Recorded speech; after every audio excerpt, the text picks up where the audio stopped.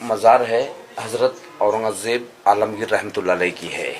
ये इनकी वसीयत थी कि मेरी मज़ार कच्ची रखना, मिट्टी की कब्र बनाना, उसके ऊपर जो पौधा है झाड़ सब्जे का लगाने का, यानी इसके अंदर जो काला बीज होता है इसको शरबत में फालूदे में डाल के पीते, ठंडा होता है। और ये इनकी ख्वाहिश थी कि मेरी मज़ार के ऊपर कोई गुम्बज नहीं बनाना, खुला रखना, सफ़ेद सादा प्लेन वाइट ऑर्डिनरी चादर डालना, जैसा कि मामूली गरीबों का कब्र होता है वैसे मेरी कब्र बनाना, कोई अमीरों को तरह रंगीन जरी या मखमल का कोई गुलाब भी इसके ऊपर नहीं चढ़ाने का। अब ये जो मार्बल का जाली वगैरह दिखाई दे रहा है, इसके पहले यहाँ पर इसी किस्म की ओरिजिनल लकड़ी की जाली थी, मिट्टी का फर्श था, लेकिन ये सब बाद में Lord Curzon Wester of India के बहुत ही रिक्वेस्ट करने पर हैदराबाद के जो 7वें निजाम थे तो उन्होंने ये 1921 यानी 1921 में ये मार्बल का जाली और ये फर्श संगमरमर का बना दिए। अब ये जो पौधा बड़ा होता है इसको निकाल के छोटा पौधा लगाते हैं, पानी इसके अंदर हमेशा डालना पड़ता है और गलाफ वगैरह भी इसका हमेशा बदलते रहते हैं। इनकी आखिरी ख्वाहिश ये थी कि मेरी मज़ार जो है सिर्फ 14 रुपया 12 आने में बनाई जाए, क्योंकि उस जमाने के अंदर ये पूरे हिंदुस्तान के शहंशाह रहने के बाद ये अपने हाथ से टोपियां सीते थे,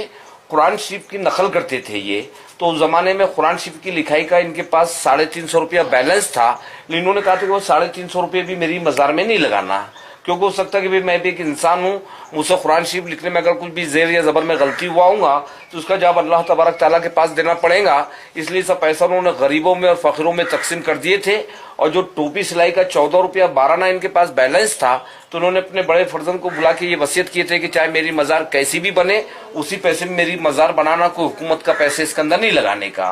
औरंगज़ेब रहमतुल्लाह अलैह का जन्म जो हुआ था तो ये 1616 में पैदा हुए थे गुजरात यानी दाहोद में, और इनका इंतकाल 1707 में अहमदनगर के अंदर हुआ। तो ये हिसाब से इनकी टोटल उम्र 91 बरस की हुई। 50 साल इन्होंने पूरे हिंदुस्तान पे हुकूमत की है। लेकिन इनको अहमदनगर से यहाँ पर लाने की खास वजह ये थी कि बाजू में जो बुजुर्ग है उनका नाम है हजरत ख्वाजा सैयद ज़ैनुद्दीन चिश्ती रहमतुल्लाह अलैह। ये औरंगज़ेब रहमतुल्लाह अलैह जिस टाइम जिंदा थे तो ये बुजुर्ग को पर्दा फरमा के 400 साल का जमाना हो गया था, लेकिन औरंगज़ेब साहब अपने दौरे हुकूमत में जब भी औरंगाबाद आते थे तो इन बुजुर्ग की मज़ार पे हाजिरी देते थे, तो उनको यहाँ पर एक दिली सुकून मिलता था। इसके लिए औरंगज़ेब ने इनको अपने गैबाना उस्ताद यानी पीर माने थे। सामने जो मार्बल का टूम है उसमें औरंगज़ेब साहब के बड़े फर्जंद है मोहम्मद आजम शाह की बीवी है आसिया बानो, जिन्होंने अपनी माँ की याद में बेबी का मकबरा औरंगाबाद में तामीर करवाए। अब ये सामने बोर्ड पे लिखा है हुवल हय्युल क़य्यूम,